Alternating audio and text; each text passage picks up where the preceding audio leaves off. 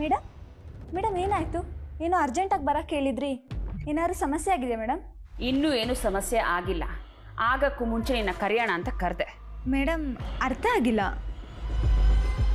ಅಯ್ಯೋ ಅವಳು ಇನ್ನೂ ವಿಷಯಕ್ಕೆ ಬರಲಿಲ್ಲಮ್ಮ, ಅಂದಮೇಲೆ ಇನ್ನೇನು ಅರ್ಥ ಆಗತ್ತೆ?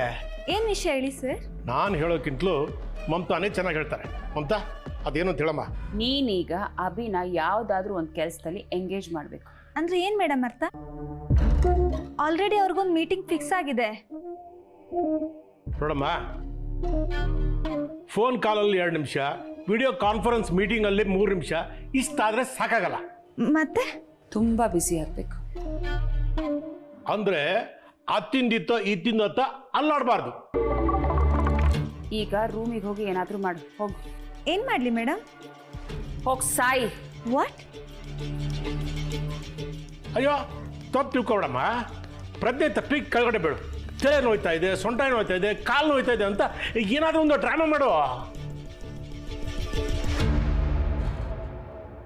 ಇನ್ನು ಇಲ್ಲೇ ನಿಂತಿದೆಯಲ್ಲ, ಹೋಗು.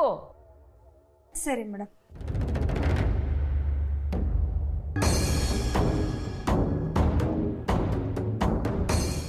ಅಲ್ಲ ಮೇಡಮ್, ನನಗೆ ಕೈ ಕಾಲು ನೋವು, ಸೊಂಟ ನೋವು ಅಂದರೆ ಹಾಸ್ಪಿಟಲ್ಗೆ ಹೋಗು ಅಂತಾರೆ. ಅಯ್ಯೋ ನನ್ನ ಕರ್ಮ. ಬಾವಾ ನೀವೇ ಸ್ವಲ್ಪ ಎಕ್ಸ್ಪ್ಲೇನ್ ಮಾಡಿ. ನೋಡಮ್ಮ ಡಿಂಪು, ನೀನು ಅವನ ಅಸಿಸ್ಟೆಂಟು, ನೀನು ತಲೆ ಸುತ್ತಿ ಕೆಳಗಡೆ ಬಿದ್ದರೆ ಅವನು ನಿನ್ನನ್ನು ನೆಗ್ಲೆಕ್ಟ್ ಮಾಡಲ್ಲ. ಸರಿ ಸರ್. ನೋಡಮ್ಮ ಮಮತಾ, ಡಿಂಪಿ ಮನಸ್ಸು ತುಂಬ ಸಾಫ್ಟು.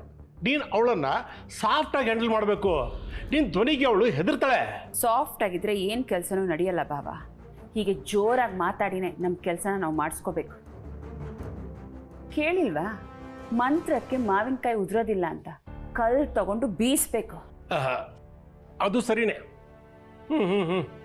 ಯಾಕೋ ನನಗೆ ಈ ಕೆಲಸ ಡಿಂಪಿ ಮಾಡೋದಿಲ್ಲ ಅನಿಸುತ್ತೆ.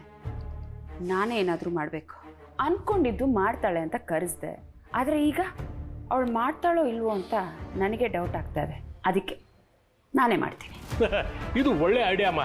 ಅವಳು ಹೋಗಿ ಹಾಳು ಮಾಡಿ ಹದಗೆಡ್ಸೋ ಮೊದಲು ನೀನೇ ಹೋಗ್ಬಿಡು. ಅಭಿ ಹಾಸ್ಪಿಟ್ಲಿಗೆ ಹೋಗಬಾರ್ದು ಅಷ್ಟೇ. ನಾನೇ ಖುದ್ದಾಗಿ ಹೋಗಿ ಅವನ ಫೋನ್ನ ಸ್ವಿಚ್ ಆಫ್ ಬೇಕಾದರೂ ಮಾಡಿ ಬರ್ತೀನಿ.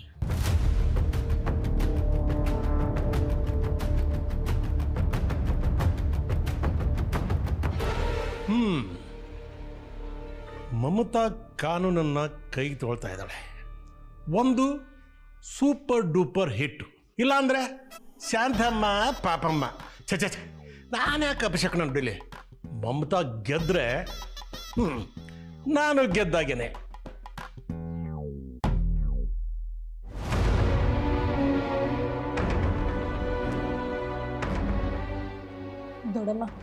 ದೊಡ್ಡಪ್ಪ ಯಾವುದೋ ವಿಷಯನ ಇಷ್ಟೊಂದು ಸೀರಿಯಸ್ ಆಗಿ ತಗೊಂಡಿದ್ದಾರೆ ಅಂದರೆ ಅವ್ರಿಗೆ ಮರೆಯೋಕ್ಕಾಗದಿರೋ ಅಂಥದ್ದೇನೋ ನಡೆದಿದೆ. ಅದೇನು ಅಂತ ಹೇಳಿ ದೊಡ್ಡಮ್ಮ.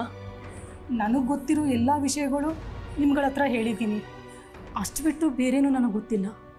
ಅಮ್ಮ, ಯಾವುದೋ ವಿಚಾರನ ಮರ್ತಿರ್ಬೋದು, ಅದೊಂದು ಸತಿ ಜ್ಞಾಪಿಸ್ಕೊಳ್ಳಿ. ಅವ್ರ ವಿಷಯದಲ್ಲಿ ಒಂದು ಕಿಂಚಿತ್ತೂ ಮರೆಯೋಕ್ಕೆ ಸಾಧ್ಯನೇ ಇಲ್ಲ ಶ್ರಾವಣಿ. ನಿಮ್ಮ ತಂದೆ ಅಶ್ವಥ್ ವಿಚಾರದಲ್ಲಿ ಅವ್ರು ತುಂಬಾ ತಲೆ ಕೆಡಿಸ್ಕೊಂಡಿದ್ರು. ಅವ್ರು ಸತ್ತ ಮೇಲೆ ಕನಸಲ್ಲಿ ನನ್ನ ತಮ್ಮ ಸತ್ತೋದ ಅಂತ ಕಣ್ಣೂರ್ಸೋರು. ಅಶ್ವಥ್ ಮೇಲಿಟ್ಟಿರೋ ಪ್ರೀತಿ ಅವ್ರನ್ನ ತುಂಬ ಕುಗ್ಗುವಾಗಿ ಮಾಡಿಬಿಟ್ಟಿತ್ತು ಶ್ರಾವಣಿ. ಹಾಂ, ಇರ್ಬೋದು. ನೀವು ಹೇಳಿದ್ದು ಕರೆಕ್ಟು. ಅಪ್ಪನ ವಿಚಾರದಲ್ಲಿ ಮತ್ತೇನಾದರೂ ಕನ್ವರ್ಸ್ತಿದ್ರಾ? ಏನಾದರೂ ಅರ್ಥ ಆಗದಿರೋ ರೀತಿ ಏನಾದರೂ ಹೇಳ್ತಾ ಇದ್ರಾ? ಅಂದರೆ ಅವ್ರ ಸಾವಿನ ಬಗ್ಗೆ ಏನಾದರೂ ಹೇಳಿದ್ರಾ? ನನಗೆ ಅಷ್ಟೊಂದೆಲ್ಲ ನೆನಪಿಲ್ಲಮ್ಮ. ಆದರೆ ಅವ್ರಿಗೆ ಅನ್ಯಾಯ ಆಗಿದೆ, ಮೋಸ ಆಗಿದೆ ಅಂತ ಗೊತ್ತಾದರೆ ಸಿಡಿದು ಬೀಳ್ತಾ ಇದ್ರು. ಅವ್ರು ಎಂಥವರೇ ಆಗಿರಲಿ ಅವ್ರನ್ನ ಎದುರಾಕೊಳ್ತಾ ಇದ್ರು. ನಿಮ್ಮಪ್ಪ ಇದ್ದಾಗಿದ್ದ ದೊಡ್ಡಪ್ಪನೇ ಬೇರೆ, ಅವ್ರು ಸತ್ತೋದ್ಮೇಲೆ ಇರೋ ದೊಡ್ಡಪ್ಪನೇ ಬೇರೆ. ಎಷ್ಟು ಬದಲಾಗಿ ಹೋದ್ರು ಅಂದರೆ ಯಾರ ಹತ್ರನೂ ಯಾವ ವಿಷಯನೂ ಹೇಳ್ಕೊಳ್ತಾ ಇರಲಿಲ್ಲ. ಹೌದು ಶ್ರಾವಣಿ, ಅಮ್ಮ ಹೇಳ್ತಿರೋದು ನಿಜ. ಅಪ್ಪ ಕೆಲವೊಂದು ವಿಷಯಗಳನ್ನೆಲ್ಲ ಗುಟ್ಟಾಗಿಡ್ತಿದ್ರು. ಅವ್ರು ಏನು ಮಾಡ್ತಿದ್ರು ಅಂತ ಅವ್ರಿಗೆ ಮಾತ್ರ ಗೊತ್ತಿತ್ತು. ನಾನು ಅಪ್ಪನ ಅರ್ಥ ಮಾಡ್ಕೊಂಡ ಹಾಗೆ ಮನೆಯವ್ರಿಗೆ ಎಷ್ಟು ಬೇಕೋ ಅಷ್ಟು ಮಾತ್ರ ಹೇಳ್ತಿದ್ರು, ಮಿಕ್ಕಿದ್ದೆಲ್ಲ ಮುಚ್ಚಿಡ್ತಾ ಇದ್ರು. ಮುಚ್ಚಿಡ್ತಾ ಇದ್ರು ಅಂದರೆ ಏನೋ ಕೆಟ್ಟದ್ದು ಮಾಡ್ತಿದ್ರು ಅಂತಲ್ಲ. ಅವ್ರು ಏನೇ ಮಾಡೋದಕ್ಕೆ ಹೊರಟ್ರು ಅದರಿಂದ ಒಂದು ದೊಡ್ಡ ಉದ್ದೇಶನೇ ಇರೋದು. ಮೇಲ್ನೋಟಕ್ಕೆ ನಮ್ಮೆಲ್ರಿಗೂ ಅವರು ತಪ್ಪು ಮಾಡ್ತಿದ್ದಾರೆ ಅಂತಲೇ ಅನ್ಸೋದು. ಈ ವಿಷಯವಾಗಿ ನಾನು ಅಪ್ಪನ ಹತ್ರ ತುಂಬ ಸಾರಿ ಜಗಳ ಕೂಡ ಆಡಿದ್ದೀನಿ. ಆದರೆ ಅಪ್ಪನಿಗೆ ಈ ರೀತಿ ಬ್ರೈನ್ ಡ್ಯಾಮೇಜ್ ಆದಮೇಲೆ ಬರೀ ಚಿಕ್ಕಪ್ಪನ ವಿಷಯಗಳು ಮಾತ್ರ ಕಾಡುತ್ತೆ ಅನ್ನೋದೇ ನಂಗೆ ಆಶ್ಚರ್ಯ ಆಗ್ತಿದೆ. ನನಗನ್ಸುತ್ತೆ ಚಿಕ್ಕಪ್ಪಂಗೆ ಸಂಬಂಧಪಟ್ಟಾಗ ಏನೋ ವಿಷಯ ಇದೆ ಅಂತ.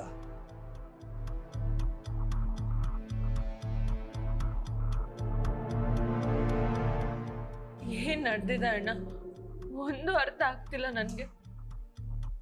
ಸತ್ತ ಸ್ವರ್ಗದಲ್ಲಿರೋ ನಮ್ಮ ಅಪ್ಪ ಬಂದ್ರೆ ಮಾತ್ರ ನಮ್ ದೊಡ್ಡಪ್ಪ ಸರಿ ಹೋಗ್ತಾರೆ ಅನ್ನೋ ಸಂಕಟನ ಆ ದೇವ್ರು ಯಾಕೆ ನಮಗೆ ಕೊಡ್ತಾ ಇದ್ದಾನೆ?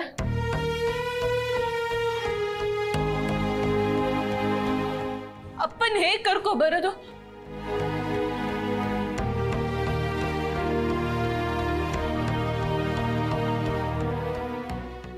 ನೀನು ಹೀಗೆಲ್ಲ ಹತ್ರ ನನಗೆ ಸಹಿಸ್ಕೊಳಕ್ಕಾಗಲ್ಲ ಕಣೆ. ಕೋಮದಲ್ಲಿರೋ ನಿಮ್ಮ ದೊಡ್ಡಪ್ಪ ಆಚೆ ಬಂದಿದ್ದಾರೆ.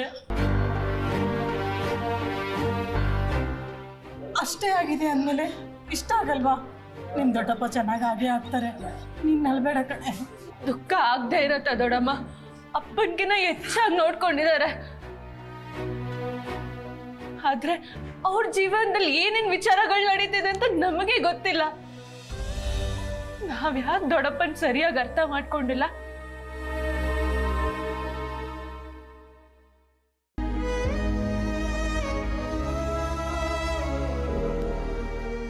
ಇಂದು ಶ್ರಾವಣಿ ಅಳ್ತಾ ಇದ್ರೆ ನೋಡೋದಕ್ಕಾಗ್ತಿಲ್ಲ. ಅವಳಿಲ್ಲೇ ಇದ್ರೆ ದೊಡ್ಡಪ್ಪ ದೊಡ್ಡಪ್ಪ ಅಂತ ಕೊರಗ್ತಾನೆ ಇರ್ತಾಳೆ. ಹೇಗಾದರೂ ಮಾಡಿ ಮನೆ ಕರ್ಕೊಂಡು ಹೋಗ್ಬಿಡ. ಅವ್ರನ್ನ ಈ ಸಮಯದಲ್ಲಿ ಮನೆ ಕರ್ಕೊಂಡು ಹೋಗೋದು ಅಷ್ಟು ಸುಲಭ ಅಂದ್ಕೊಂಡಿದ್ದೀರಾ? ಸಾಧ್ಯನೇ ಇಲ್ಲ. ಮಾವ ಯಾವಾಗ ಎಚ್ಚರ ಆಗ್ತಾರೆ, ಅವ್ರೇನು ಮಾತಾಡ್ತಾರೆ ಅಂತ ಕೇಳಿಸ್ಕೊಳ್ಳೋಕ್ಕೆ ಕಾಯ್ತಾ ಇದ್ದಾರೆ. ಅವ್ರನ್ನ ಇವಾಗ ಮನೆಗೆ ಕರ್ಕೊಂಡೋಗೋದು ಅಷ್ಟು ಸುಲಭ ಅಲ್ಲ ಅಂತ ಅನ್ನಿಸ್ತಾ ಇದೆ ನನಗೆ.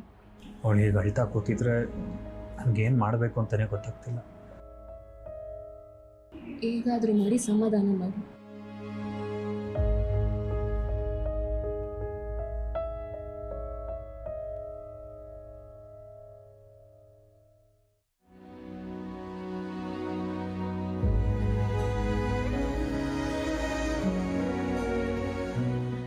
ಶ್ರಾವಣಿ, ತುಂಬ ಹೊತ್ತು ಪ್ರಯೋಜನ ಇಲ್ಲಮ್ಮ.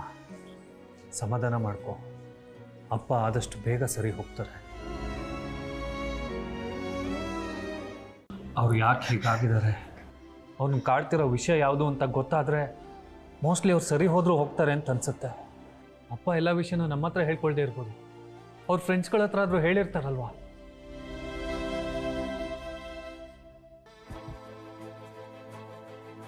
ಅಪ್ಪ ಅಮ್ಮ ಸತ್ತು 12ನೇ ದಿನ. ಆ ದಿನ ಶ್ರಾದ್ದ ಮುಗಿಸಿದ್ವಿ. ಅವತ್ತು ಒಂದು ಹೆಂಗ್ಸ್ ನನ್ನ ಹತ್ರ ಬಂದು, ನಿಮ್ಮಪ್ಪ ನಿಮ್ಮಮ್ಮಂಗೆ ಅದ್ ಗತಿನೇ ನಿನಗೂ ನಿಮ್ಮ ಅಣ್ಣಗೂ ಆಗೋದು ಅಂತ ಹೇಳಿದ್ರು. ನಿಂಗೆ ನನ್ನ ದೊಡ್ಡಪ್ಪನ ಬಗ್ಗೆ ಏನೋ ಗೊತ್ತಿದೆ ಅಂತ ಅಲ್ವಾ? ಇಲ್ಲ ಅದಕ್ಕೆ ಅದು ನನ್ನನ್ನೇನು ಕೇಳ್ಬಿಡಿ ಅದಕ್ಕೆ, ಪ್ಲೀಸ್. ನಿಮ್ಮ ಕೈ ಮುಗ್ದು ಕೇಳ್ಕೊತೀನಿ.